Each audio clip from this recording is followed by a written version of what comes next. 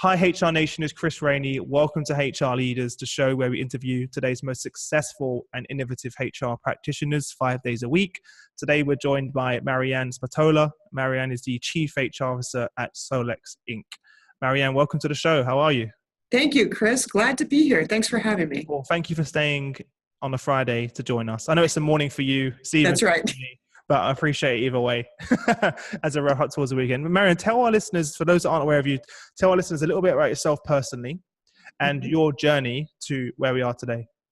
Interesting. Yeah. So I am a non-traditional HR person, which you may find in some of the folks that you speak with. I didn't actually start my career in HR. I started my career on the line business side in leadership roles.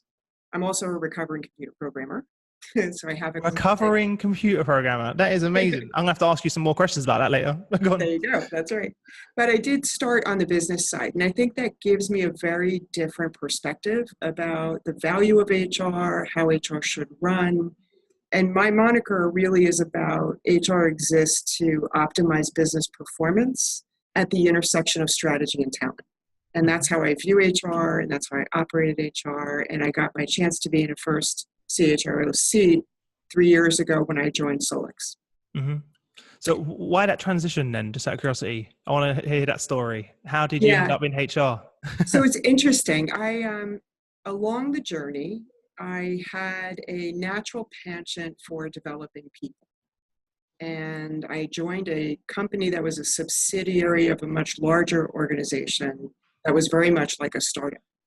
And we grew from 1,200 employees to 10,000 employees over a 10-year window as we were on a double-digit revenue ride. Wow. And as part of that, when I first joined, HR was an attorney. It's administration. That's right. It was a woman doing payroll and a woman doing benefits. Exactly right. And as we grew, there was 1 year we hired 200 employees. And it was just massive growth and very turbulent and rapid. So we started up our own HR department from the ground up.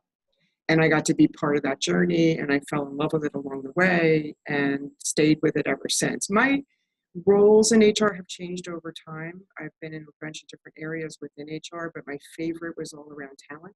Mm-hmm. I love talent management and succession planning. I've done a lot of work with senior executives, worked for a couple different CEOs during my tenure, and I really like that space. I like to work on company strategy and making sure we're a relevant business and we're viable and thriving, and then how does that translate to having the right talent in the building to help you achieve your goals.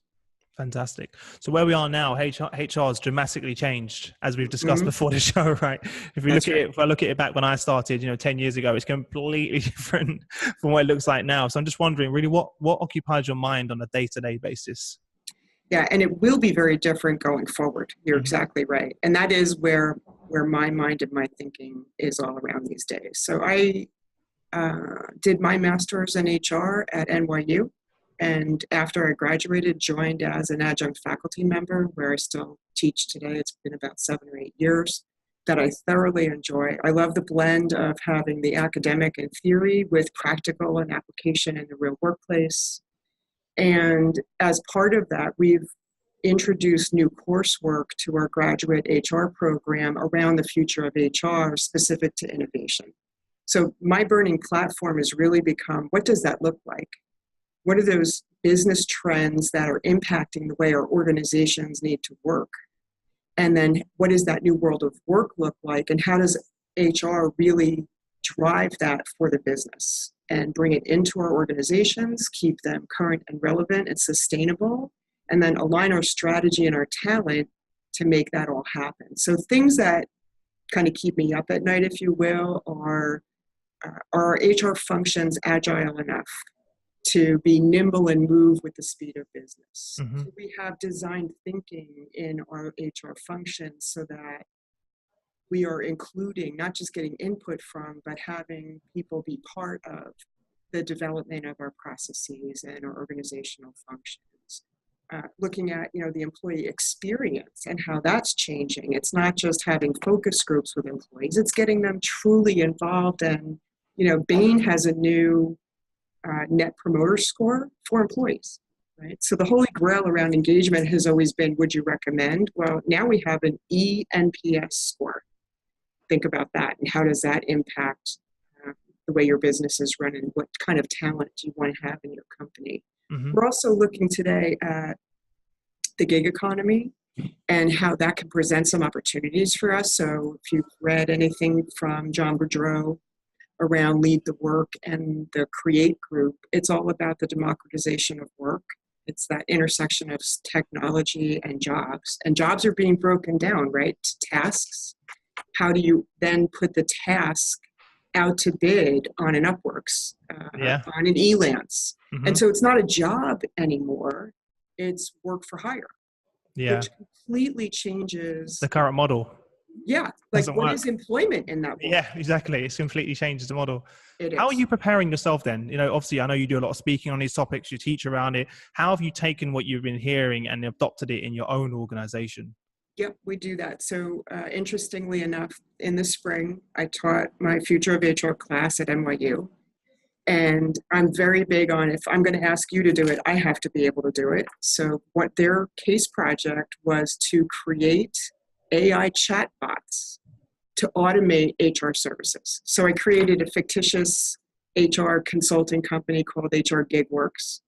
And that was their case. So they had to figure out which HR service they were going to automate through an AI chatbot. So the good news is we're doing that here. We have a little sandbox. We're working on our own here. So I knew I could, so I can do it. It's that easy. Yeah. Facebook's business page has an AI platform called ChatFuel. Yeah. If you have a business page, it comes free with your business page. I've got it already. Right. And so I've got a chatbot on our website. I've embedded it on our website as well. Yeah. Yeah. So my students were able to create functional AI chatbots in 6 weeks. That one of them was Benny the Bot. So they're nice. able to automate all of your HR benefits questions. Oh, what a great name as well, Benny the Bot. Then we had OnBuddy, who was your onboarding concierge, right? Direct you around the organization, get your questions answered, point you to the right people. And the last one was Minerva, who was your career development bot. So which path do you want to be on? Do you want to grow technically as a subject matter expert? Go this direction. Do you want to grow as a manager? Grow this direction. But I guess my point is we're doing it here, and my students could do it successfully in 6 weeks knowing nothing.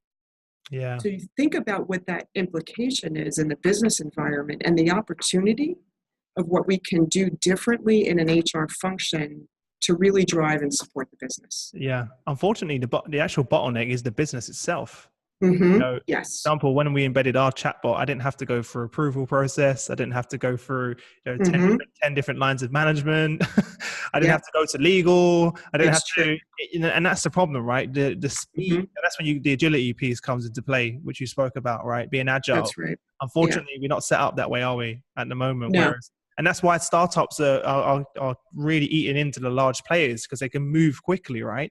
Yep. And now there's a big scramble amongst the big large players out there now to be, this word agile is coming up every day now, that we hear all the time. A lot of the workshop I have next week at General Mills, they're speaking about agile. So, it's one of the number one things on our agenda, and all 30 chief HR officers tick that as their key priority for joining. No surprise there, right? But I love the fact that you're taking the practical implementation into your learning. That's fantastic. That's fantastic that they actually are doing it and living it and seeing the results. Yeah, because what I'm finding is the more speaking opportunities I get to talk about this on the forum for this is I think our HR community, and it's a generalization, not everybody, but many of them are paralyzed by the enormity of what these changes can bring, and they don't understand them. So I was up in Maine, May 10th at their HR Maine convention, 900 people. I had over 100 people in my session talking about the future of HR. And I asked them, what's blockchain? Crickets. Absolute crickets. I can imagine. No clue. Yeah. And you know what? But they're like, well, how does that affect me? I'm like, well, it really does. It will. What is it and how does it work? Yeah. Right. And so, and Did it's anyone not, know? Did anyone yeah, know? there were a couple. There were a couple, Couple. and actually the right ones, because they worked for financial firms. So like audit is Makes a sense. big area that's going to get it. And they know financial departments are going to get it. So there were people, and it's not meant to be an indictment. It's just a I understand. observation about people are unaware and then uninformed, and then they get paralyzed about, well, what do we do about it? And there was a recent survey through Innovations, and they interviewed CEOs about where is this disruptive technology? How's it going to impact your business? And while like 67% of them see it, they know it's coming, they believe their organizations can benefit from it, they don't know how to do it. They keep relying on the same old business model to get them there. And then you've got these disruptive startups like an Uber or an Airbnb, and it blows everything up. We've seen it time and time and time again, and it's only happening more and more now. That's right. Before it was like one or two big players in a year, and now every day.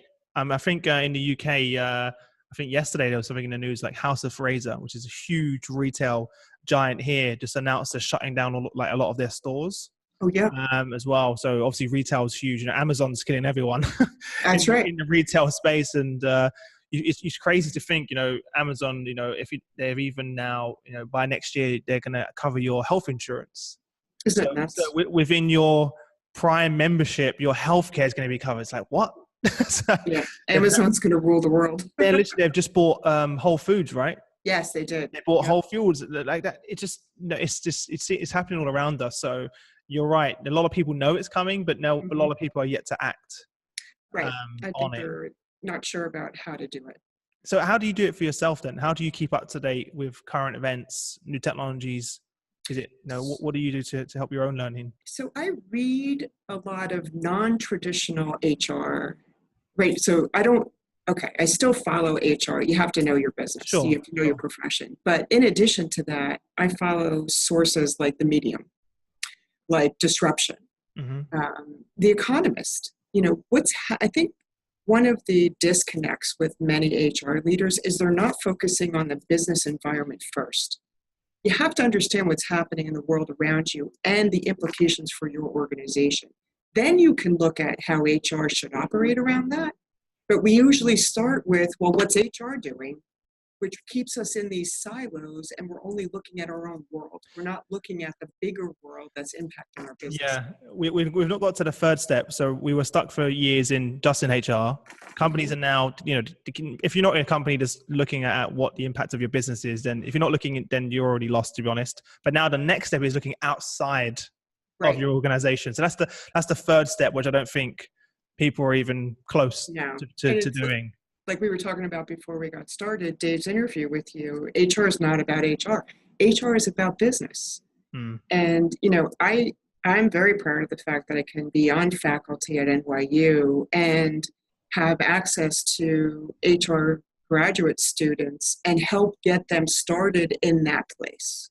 So we're impacting the educational world to help get the profession in a better place over time. What does your modules look like in the course, the future of work module? Because it's one of those words that's thrown around a lot.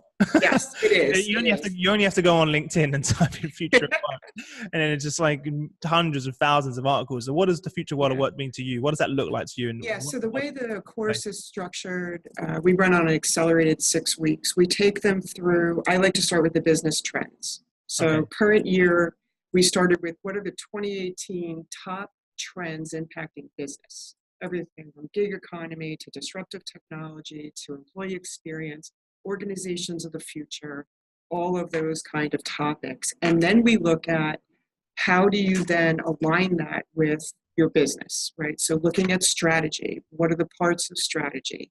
How do you align those trends and structure organizations in a way that you can capitalize on those things? And then we take them into what does your HR department need to look like in order to do that and deliver on that? How do you care for your employee base? What does your employee base look like? Because we talk a lot about augmented workforce, right? In the gig economy, it's different. What is employment? And then lastly, we take them all the way down to what are the skills you need to be successful in that new world. What does that look like, right? And some of the things we're doing are actually blowing up. You should have CHROs in these courses. Well, I've been told that. I'm being dead serious when I say that. We need to talk about it offline and create a course around this. Yeah, I'd love to. And actually, I'm working with someone on potentially creating a new certification for it. I think it's so important. And it's so needed. It's just so needed. There's nothing else like that out there. Yeah. And undoubtedly, it ends up morphing into career conversations with folks. We often end up doing, I call them campfire discussions. We'll sit around in a big circle and just talk about career aspirations. You know, anybody want to be a CHRO? What does that look like? What's needed? How they can ebb and flow in their careers. And it always ends up aligning. I have a book coming out on this, but it's my 3 C's, I call. So it's building the capabilities you need to be successful and always reaching to expand your capabilities and connect them, kind of as I've done in my career with that eclectic background. And then it's about increasing your capacity to take on more. You know, development requires that discretionary effort for you to learn how to stretch yourself and do more and be nimble and be agile and learn how to connect dots. And then the last C is around community, because you need to be resourceful. You need to have people you can learn from and contribute to. And some things never change. It is still all about who you know. And having a good network and people who can coach you and mentor you, and where you can pay it forward and give back to the communities that you affiliate yourself with, is a big part of, I think, how people advance their careers. Yeah. It's something that's underrated, right? I'll give you a perfect example. I can't mention the names, but I got an email from a very senior HR leader at Apple. And he emailed me and said, Chris, there's some jobs available over on Amazon. And my job's being just merged into a different role. So I can't tell you too much about it, but, you know, I want to apply for this senior leadership role in Amazon. But I can't get any replies. How crazy is that? So a senior leader from Apple cannot get through to the leadership. Isn't that nuts? In Amazon, and he wants to have a role there, and it's perfect. Like, I'm telling you, I look through both. It's like he's the perfect person. You can even make it up. And you know, I've applied, Chris, can't get through. So I picked up the phone, called the people that I know at Amazon. I was like, look, you need to get a hold of this guy. You know, he's applying. Right. He's in the black hole of he's in a black hole of CVs on your that this doesn't work. And then I think within 2 weeks he had an interview and he got accepted to the job. There you go. Just because he reached out to me, I reached out to them. It's all about who you know. We still live in that world, guys. You can't replace that. You can't replace that with a lot of, and unfortunately, it's a good and a bad. So you've got things like LinkedIn where you can use your profile as a CV and apply for jobs, but that's also a problem now. Sure. Because it means anyone and everyone is just pressing that button of apply.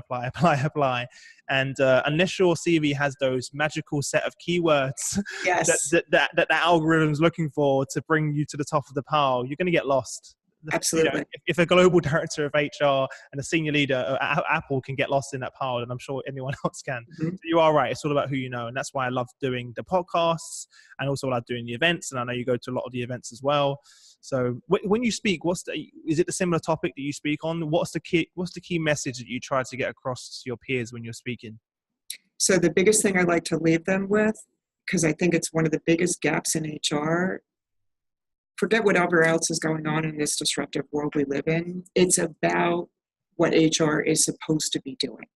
Optimizing business performance at the intersection of strategy and talent. If we can get people to that place, everything else will follow.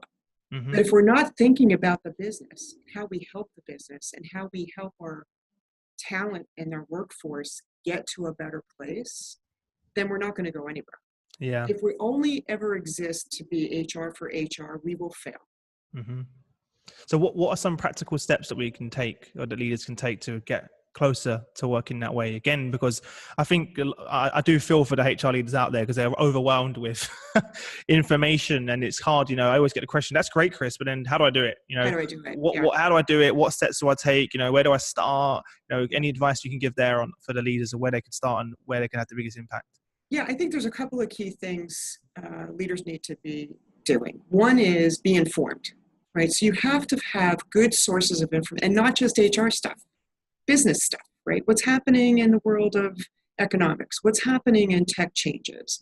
What's happening in disruptive, startups that are not in your space? How do you get more informed about what's going on? And then making sure you're aligning yourself with your business. It's the old, you still have to know your business. That's never going to change. One of my pet peeves is, this old seat at the table nonsense. Let's not start that again. If you sit there with no voice, yeah, you're going to be on the menu, right? Mm-hmm. I like that one. That's a good one. But, so I like to say, develop a strategic voice of influence, right? You have to have an informed, credible point of view. You have to have the courage to have the tough conversations. You have to be willing to push the envelope in directions they need to go. And you have to align yourself. I always like to say, meet the organization where they are. If you come on too strong with, hey, we're going to go do all these AI opportunities, and the organization is not ready for that, you're going to fail. You have to meet them where they are and then bring them along on that journey. And you do that by creating educated, informed leaders who understand what you understand and how it impacts the business. And then give them choice, give them guides, because at the end of the day, it should be a business imperative, not an HR initiative. Mm-hmm. Yeah, definitely. So it's so much to think about and so much going on in there. So tell us what was the inspiration behind the book then? Where did that come from? Just out of interest, there's always a good story behind that. It is pretty funny. Yeah. So career conversations, career coaching, career advice, I like to say, has always found me. I have made a whole career on being able to create options for myself. And I've done that with, what now is my 3C model, because, people that I've coached, people I've helped, and I'm big pay it forward, trying to help people find next jobs. The people just kept saying, you have to write this down. You have to write a book about this. You have to help other people. And that ultimately was my reason for putting the book out there, is because I just have been able to help other people, either because they have to, they lost their job, their company reorganized, whatever that is, or because they choose to. And organizations are stuck. So there's an individual piece to it, and then there's an organization. Mm-hmm. Right? What's the name of the book, by the way? I didn't ask. It's called Careers in the New World of Work. Oh, amazing. It is. And it's all these things we've been talking about from an HR standpoint. How are you going to be successful when your job is going to be part human, part machine? How do you get ready for that? And for organizations, we're still stuck in this old high potential model and just giving it to a few, and that's not really going to be sustainable. Mm-hmm. Also, this whole notion of millennials that are quote unquote job hoppers, okay, get over that, right? So the old model of what a career was, stay at a company, work there for 30 years and work your way up, get the gold watch and go home, gone. Days are done. And the companies who aren't catching on to that and not adjusting for that are going to miss and lose, right? So the fact that people will change jobs every 3 to 5 years, and it's not just the millennials. It's everyone.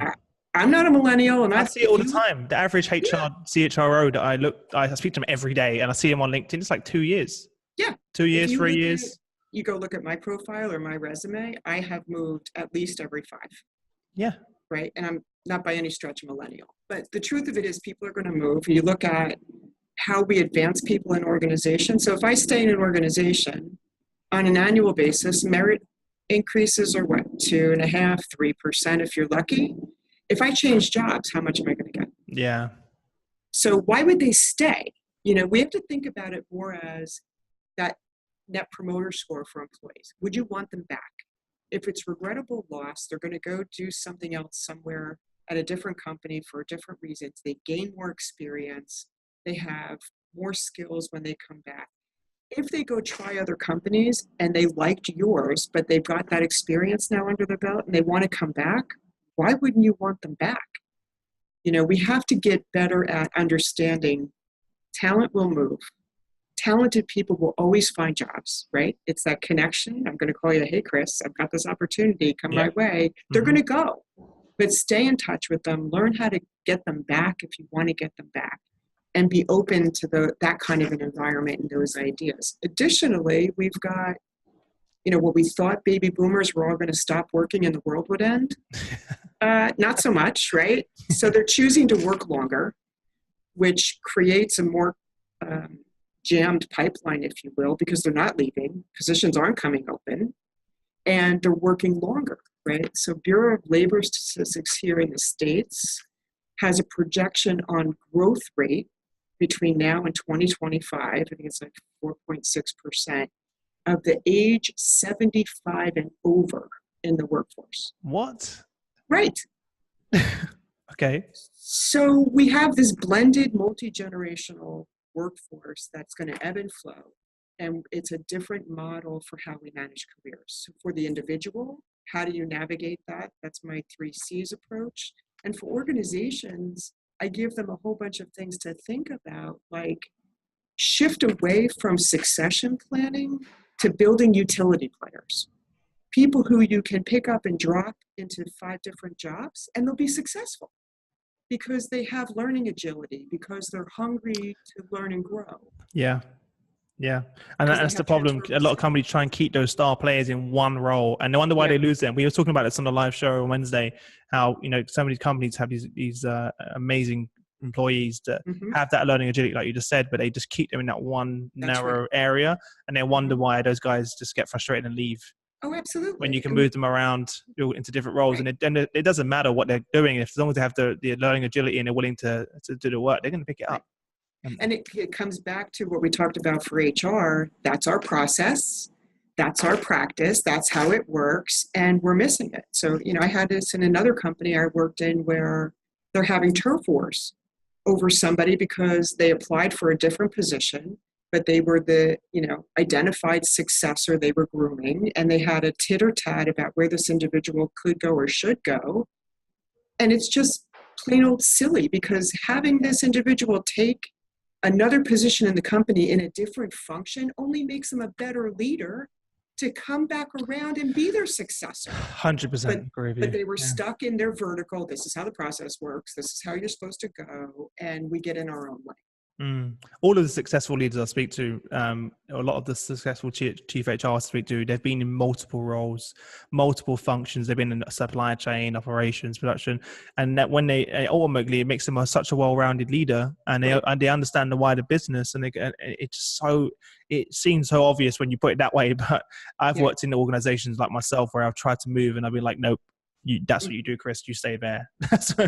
But I'm really interested to learn more. No, you stay there, and we wonder why. And but HR needs to take the same approach in its own function as well, in its own department, and follow its own lead on that side. What was the big surprise that came up when you was writing the book? What was one of the things that stood out to you when you wrote the book that was like a eye opener? Yeah, it was interesting to me. So as I shared chapters and got feedback on the different things I was including, how well it was actually resonating with people. It just was more fuel for, I really should get this book done and send it out there. Perfect timing, by the way. And I'm not just saying this. I interview people every day, and what you're writing about is so needed right now. Yeah. You couldn't have published it at any better time. Yeah, I think it will be well served. And it's just fascinating to me that there are still organizations and individuals who are not ready for it. Yeah. There will be some people that aren't even beyond, like that aren't even thinking of the wider business. They're still working inside HR. That's right. Yeah, so your book for them will be a way so far ahead down the line. And we're like, well, I think a lot of companies are still battling that part. I'm excited about it. I'm really excited about it. So I suppose, before we wrap up and go into the Q&A, the quick fire round, what's the key message that you really want to get out there to your to other leaders? Yeah, I think the time has come for HR to really be a leader in the business. We've talked about this forever and a day. It's time for HR to really become embedded in the business strategy, become a driving force for helping our organizations lead in this world of rapidly changing, disruptive technology, and helping them be better. I said this to you before. When our organizations are successful, everybody wins. Mm-hmm. And if we stay focused on that and how we help our businesses be successful, we'll be in much better shape. Fantastic. Well, look, that leads us quite nice onto the quickfire round, as I said. So here I'm going to ask you 5 questions, and you have no longer than 30 seconds to give us some amazing answers. Are you ready? Okay. What was the number one thing that was holding you back from becoming a senior HR leader? So the interesting answer to that is I found when I was trying to make it happen, it didn't happen. When I stopped getting in my own way and paid attention to opportunities that were coming my way, that's when it happened for me. Very interesting. What's the best piece of business advice you've ever received? That was having the courage to do a walk-off on your job every day. If you're not willing to take a stand where you could lose your job, then you probably don't deserve to be in the job you're in. I love that one. I love that one so much. And I hear that a lot from the very senior leaders is, you know, you have to be willing to put it on the line for what's right. And a lot of people aren't willing to do that. And that phone call was to my husband, I may come home with my boxes today. Is that okay? Yeah. But I've been in a few situations like that before, and where I've had those conversations with my CEOs, and I've left those rooms, and the respect that I've gained in a lot of those situations, I've actually propelled my career to levels that I could never, ever believe. So I went in there absolutely terrified, you know, willing to literally lose my job, and left actually with, you know, a lot of respect from the CEO and the leadership team. And obviously, by the way, it has to be warranted. It can't just be, you know, about you. It has to be about the business, as you said, as well. So some of those conversations are needed for that breakthrough. That's right. And for that change to take place. Absolutely. So very important. Thank you very much for sharing that. It's very important. What's one book you'd recommend? We'll definitely link your one in the description. So that's going to be there anyway. So don't worry about that one. But any other ones that, you know, have made an impact on you? By the way, it doesn't have to be HR related. Yeah, no, it's not actually. It was probably the most impactful book, and it's from a time ago. So I would put it in the category of classic books, and it's a Stephen Covey book. But not the one most people think about. So it's not the 7 Habits. The book that was most impactful to me was called First Things First. And it was his seminal book around managing your time. And why it was so important to me at that time is my sister had been diagnosed with lung cancer. And I was in this quagmire of 3 young kids to take care of, 2 elderly parents to be the caregiver for, and then my sister gets cancer and she's dying. And how do you manage that? And really focusing on what's important in your life. Where do you want to spend your time?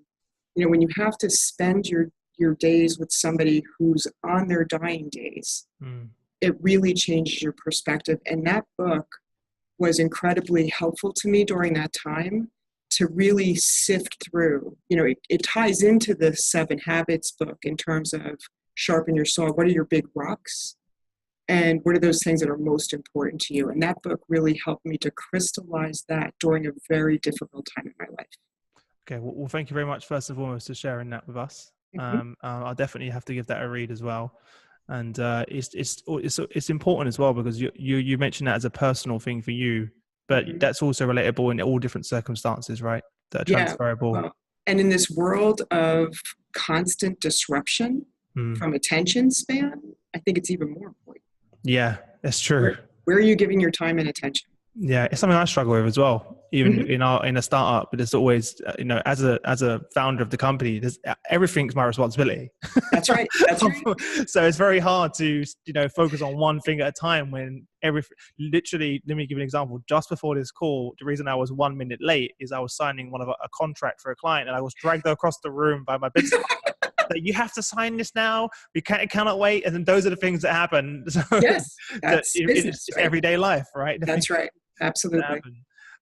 Perfect. And in terms of internet resources, you know, I was going to touch on it a little bit earlier, but what internet resources do you use to increase your own productivity and knowledge that could help someone? Yeah, there's a web resource called Medium. Yeah, I love it. Yeah, I love that one. So the diversity of perspectives, the hot topics around technology. I just read a great AI article last night, getting ready for my presentation next week in the city. But I like that resource. It's diversified, it's current, it's provocative, brings in different points of view. Fantastic. And from your business standpoint, what's one thing that most excites you about your current job and where you work out at the moment and the organization you're working with? Yeah, I love the role that I'm in. It is, for me, it's the perfect sweet spot between strategy, talent. What's most exciting to me is we are a transformative business. So we are diversifying our business portfolio. We are expanding into new markets. We are creating new products and services. And that breeds growth. That breeds opportunity. It just is a great place to be. Mm-hmm. Well, I love the fact that the change and transformation is what you love, right? If It you're in HR, guys, and you don't love change and transformation, well, my favorite is when they say either I'm an employee advocate or we just want to help people. With all due respect, go work in social services. That's not what HR yeah, is about. yeah. Well, I find it. I do think that a lot of people don't say it, but you kind of put it very well because it's a different world we live in now. It is. That's maybe that was how it was in the beginning, and certainly when I started in my first ever job, HR was that to me. Right. It was the person you went to when you had a problem. It was, it was the person you went to if you had a problem with pay or holiday or, but it's no longer, that's this very tiny part of the impact. Right. It's not to say we don't have to do that. No, of course. Yeah. But that's, keep the buses and trains running. I got it. But that's not really the value that HR offers to an organization. Fantastic. Well, look, Maryanne, you've been an amazing guest, and I think we could talk for another 2 hours probably about this. So thank you very much for taking the time to join us. And before we part ways, one parting piece of guidance for everyone listening, and also the best way to get in contact with you and to grab a copy of your book. Oh, thank you. I think the parting guidance is really to be that change effort. Always challenge yourself. Always want to do better, always want to look for what's next so that you can keep on the forefront of what's happening for you professionally and personally and always be your best. You can reach me on LinkedIn, is certainly the easiest way to get there. I do have a website of my own, MaryanneSpatola.com. I also teach at NYU, so you can get me through the school. But yeah, I'm out there in a lot of different ways. Fantastic. And where can we grab a copy of the book? Yeah, the book should be so we got caught in a graphic snag, but hopefully it'll be out in the next 2 weeks. The real world, guys, real world. Graphics. Front cover is important, though. 2 weeks. It'll be out on Amazon. It'll be available in Kindle and in paperback. And it's fantastic. Careers in the New World of Work. Fantastic. Well, look, guys, make sure you head over to hrleaders.com. There you'll find all of the show notes on episode, everything that Maryanne's been talking about, all of the links to the books, the resources. I will have a link there to the book once it's available for all of you to download. Maryanne, thank you again for taking the time to join us. And I wish you all the best until next week. Same to you, Chris. Thanks for having me. Thank you.